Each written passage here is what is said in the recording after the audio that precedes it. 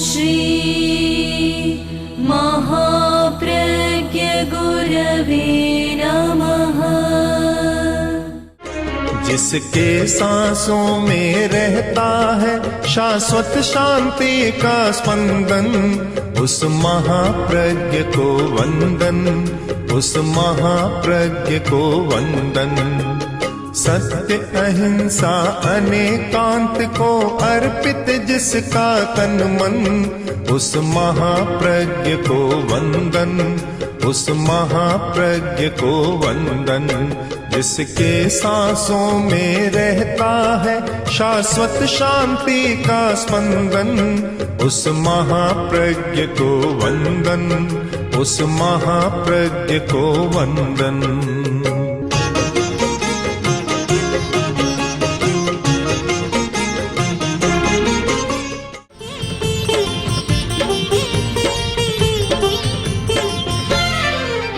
शब्द और भाषा, ये अगर नहीं होते, शब्द नहीं होते, भाषा नहीं होती, तो आदमी अकेला ही रहता। साथ में तो रह जाते पर कोई संपर्क स्थापित नहीं होता। जिनके पास भाषा नहीं है वे 1000 वर्ष पहले जैसे थे आज भी वैसे ही है, कोई परिवर्तन दिखाई नहीं देता। इसका तात्पर्य है कि भाषा, वाणी, वचन एक सबसे शक्तिशाली साधन हमारे पास है। आज एक शब्द चलता है कम्युनिकेशन गैप, कि कम्युनिकेट नहीं हो रहा, ठीक बात पहुंचाई नहीं जा रही है, कोई बात ठीक पहुंच नहीं रही है। और इसीलिए आज संचार की प्रौद्योगिकी चल रही है, संचार माध्यम इतने बढ़ गए हैं कि सारा का सारा वो काम चल रहा है कि हर बात पहुंच जाए। आज स्थिति यह बन गई कि दुनिया के किसी भी अंचल में कोई घटना घटती है तत्काल यहाँ पहुंच जाती है। पहले बेतार का तार था, कभी वायरलेस से बात जाती थी, फिर बाद में फोन आया, फैक्स आया, अब ईमेल आ गया। संचार माध्यमों का विकास हो रहा है, टेक्नोलॉजी बढ़ रही है इसकी, और सारा का सारा ये विकास हो रहा है कि बात तत्क्षण पहुंच जाए। हमने कोई बात पूछी, भाई गया अमेरिका से संपर्क किया, 2 मिनट बाद आकर उत्तर दे दिया उस बात का।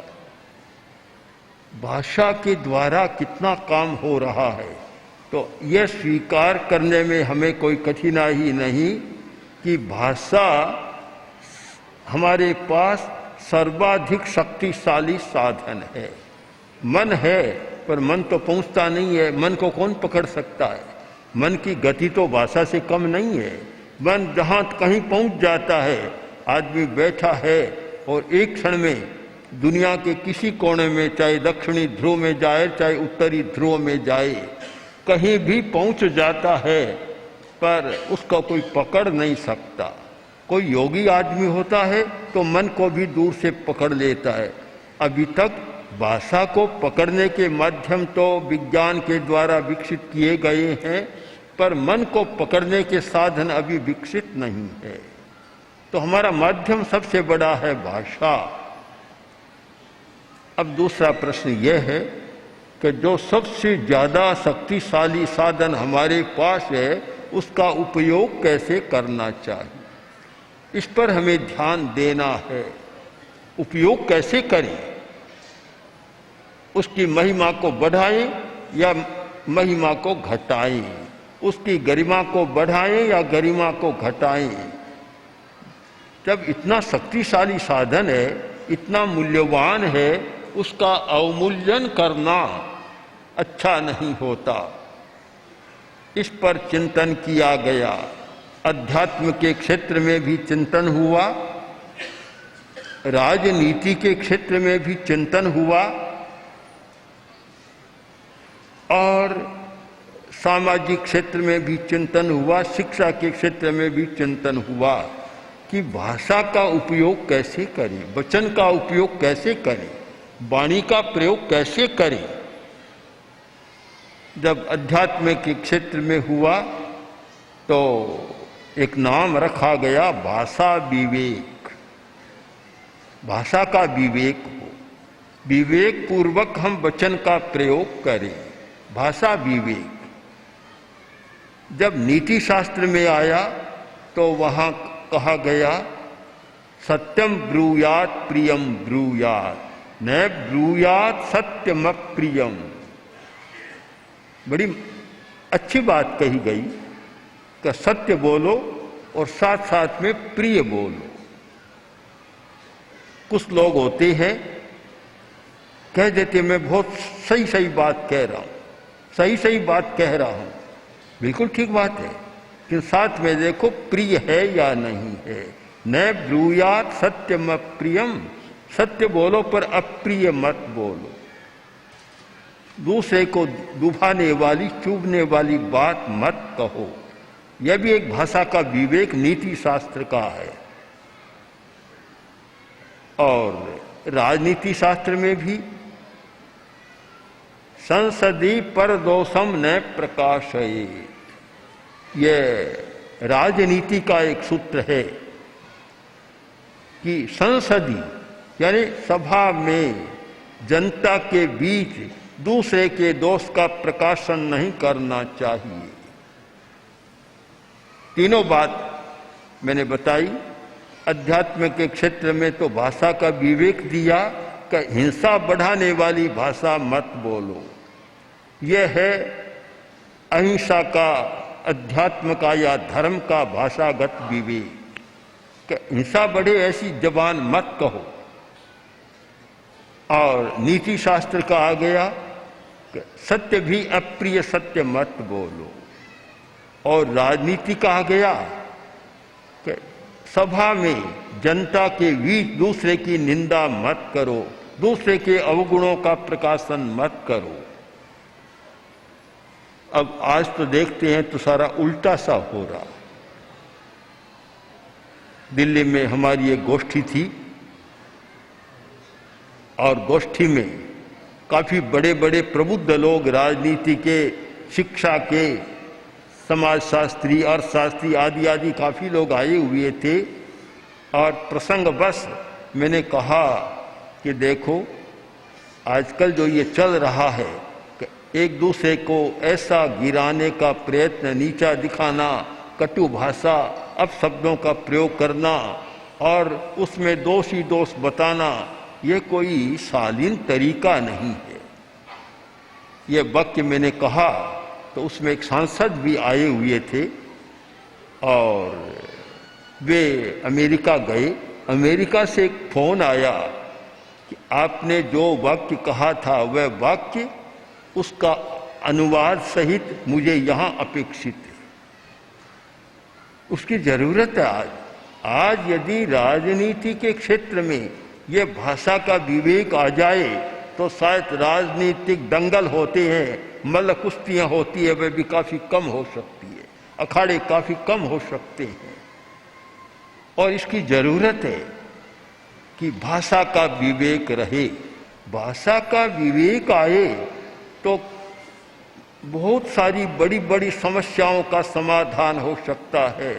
समस्याएं उलझती कहाँ है, यथार्थ में उतनी समस्या नहीं होती।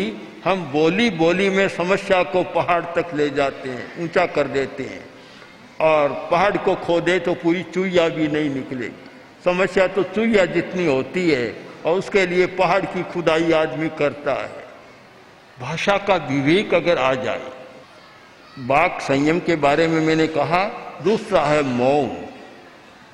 अगर मुझे कोई पूछे कि मौन करना ज्यादा अच्छा या वाणी का संयम करना ज्यादा अच्छा, तो मेरा उत्तर यह होगा कि मौन से वाणी का संयम करना 1000 गुना ज्यादा अच्छा।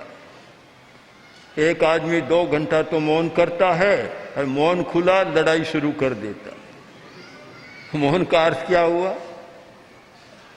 मौन तो है भाषा का विवेक बढ़ाने के लिए। हम मौन करें और भाषा का संयम हमारा बढ़े तो फिर बोले तो तोल तोल कर बोलें। कड़वी जबान मत कहो, कर्कश कठोर भाषा, रूखी भाषा मत बोलो, रूखे शब्दों का प्रयोग मत करो। किसी को मूर्ख मत कहो, विवेकहीन मत कहो, बेवकूफ मत कहो, ऐसे शब्दों का प्रयोग मत करो। जिसको तुम मूर्ख कहते हो इसका मतलब है कि तुम तो पहले ही मूर्ख बन गए। अगर तुम मूर्ख नहीं होते तो मूर्ख शब्द का प्रयोग नहीं करते। मत बोलो। मत बोलना भी बहुत जगह अच्छा होता है, नहीं बोलना। एक बार बादशाह के मन में एक बात पैदा हुई कि बीरबल इतना बुद्धिमान है तो इसका पिता तो न जाने कैसा होगा। मन में इच्छा हुई कि पिता से मिलूं। बीरबल से कहा, बीरबल तेरे पिता से मिलना चाहता हूं। बीरबल ने सोचा क्या करोगे, मन ही मन सकुचाया। क्यों भाई, बिल्कुल अनजान था, पढ़ा लिखा नहीं था, समझदार भी नहीं था। अब कोई दुनिया का नियम नहीं है कि समझदार का बेटा समझदार हो और असमझदार का बेटा समझदार न हो, ऐसा नियम नहीं है। बहुत साधारण पिता के पुत्र बड़े ज्ञानी हो जाते हैं और बड़े ज्ञानी के पुत्र भट्टारक हो जाते हैं, भट्टे, और एक मूर्ख भट्टारक हो जाते हैं, कोई बात नहीं है। तो अब बीरबल सकुचाया, बोले हजूर क्या करेंगे आप, आपसे मिलते हैं क्या? नहीं, एक बार बात करनी है मुझसे, देखना है कैसा है। बीरबल ने सोचा समस्या तो है। बीरबल घर पर गया, समय कर लिया कि कल आ जाएंगे, पिताजी आप बात कर लेना। बीरबल ने कहा, पिताजी बादशाह आपसे मिलना चाहता है, मिलेगा, पर आप ध्यान रखना बिल्कुल बोलना मत, मौन करना, बिल्कुल मत बोलना, एक अक्षर भी नहीं बोलना, जो कहे सो सुन लेना, सुनते जाना। पक्का पढ़ा दिया। पिता आ गया, बादशाह ने पूछा बोलो क्या करते हो? मौन। बादशाह बोलता गया, 5-7 प्रश्न पूछा, मौन खोलता ही नहीं है। बादशाह ने कहा बेवकूफ आदमी है, निकालो इसको, निकाल दिया, चला गया। बीरबल आया, बादशाह ने कहा कि तेरा पिता तो बिल्कुल मूर्ख आदमी है, मूर्ख है बिल्कुल, इतना पूछा और बोलता ही नहीं है, कुछ जानता नहीं, बोलता नहीं है, ये क्या हुआ? बीरबल बोला, जहां पना ये ठीक हुआ। अरे क्या हुआ? ये मौन क्यों रहता है कि जहां मूर्खों से पल्ला पड़े वहां मौन रहना ही अच्छा है।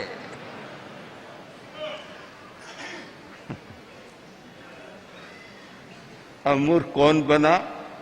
दूसरों को मूर्ख बनाने वाला मूर्ख बन गया। तो पहले सोचो, तुम दूसरे को मूर्ख कहते हो, इसका मतलब कि वह तो मूर्ख है या नहीं, तुम तो मूर्ख बन गए, तभी तुम्हारे मुंह से अपशब्द निकल रहा है, अन्यथा तुम्हारे मुंह से अपशब्द कैसे निकलता?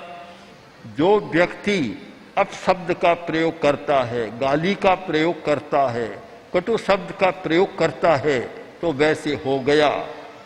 आचार्यवर ने लिखा है, कटु कर्कश भाषा मत बोलो, ऐसी भाषा मत बोलो। तो के बोले बिना तो काम कैसे चलेगा? कि नहीं, हम ये नहीं करें मत बोलो, बोलो, बयन रयन तोलो। वचन तो एक रत्न है, रत्न है, तोल करके बोलो कि मुझे क्या बोलना है। पहले तोलो और फिर बोलो, तोल कर बोलो। होठ कपाट बनाए, समझ समझ शब्द का लिए मत परवश पड़ जाए। ये मुख है, एक प्राकार है, और उसका दरवाजा है, होठ है। कोई भी शब्द निकालो समझ समझ कर, जिससे कि परवश नहीं बन जाओ, ऐसा शब्द कह दिया और फिर पकड़ में आ गया, तब सफाई देता नहीं, मैंने ऐसा नहीं कहा था, सुनने वाले ने गलत बता दिया। कोई बड़ा आदमी कहते नहीं मैंने ऐसा नहीं कहा था, प्रेस वालों ने ऐसा कर दिया, फिर पता नहीं कितनी सफाई देनी पड़ती है।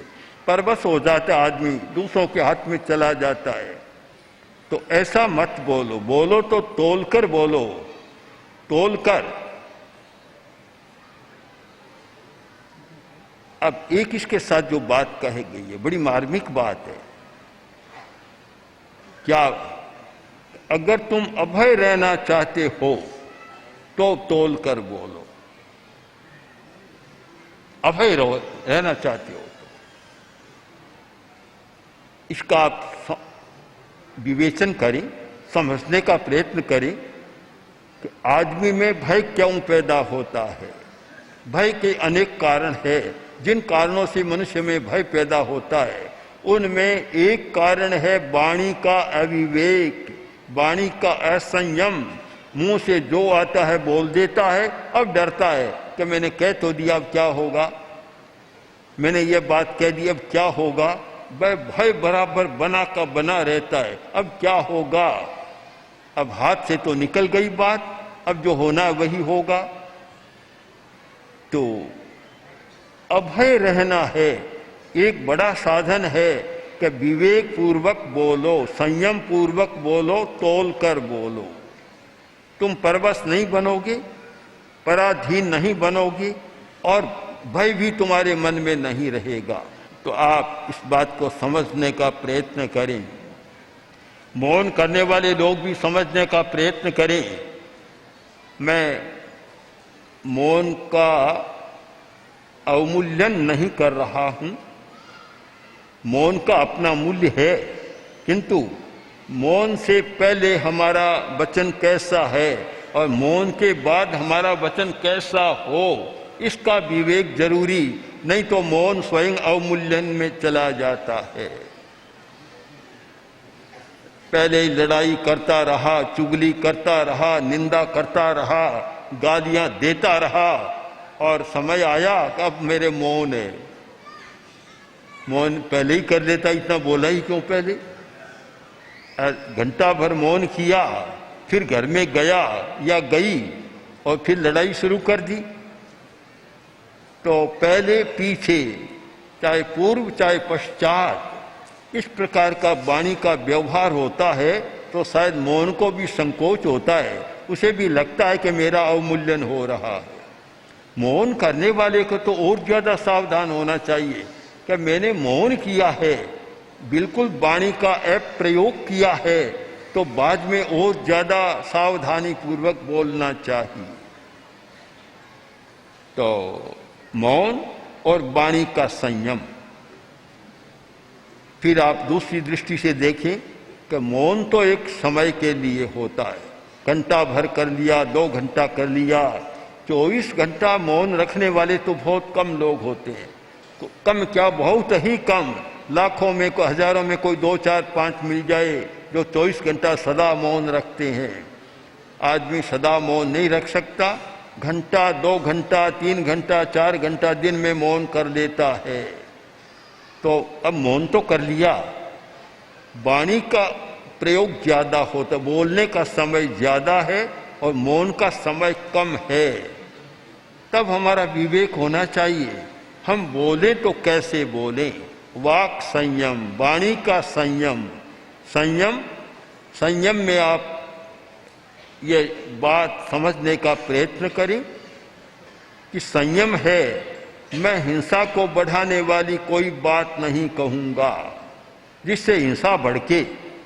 एक आदमी ऐसा होता है, एक ऐसी बात कहता है जिससे हिंसा भड़क जाती है। ये प्राय जातीय हिंसा, सांप्रदायिक हिंसा, ये ज्यादा बातों से भड़कती है। एक आदमी जाकर ऐसी तूली डालता है कि आग भभक जाती है। कि यदि जीवन का कोई रहस्य है तो हमारी वाणी है, वाणी का विवेक है, जीवन का रहस्य है। शांति का रहस्य क्या, वाणी का विवेक, और लड़ाई का रहस्य क्या, वाणी का अविवेक।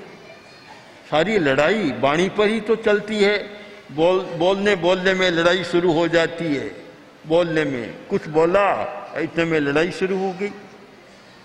लड़ाई के लिए कभी बाजार में जाते हैं क्या? परिवार वाले सोचें, परिवार में लड़ाइयाँ होती है तो बाजार में कोई सामान खरीद कर लाते हैं क्या पहले लड़ाई करने के लिए? जरूरत नहीं है।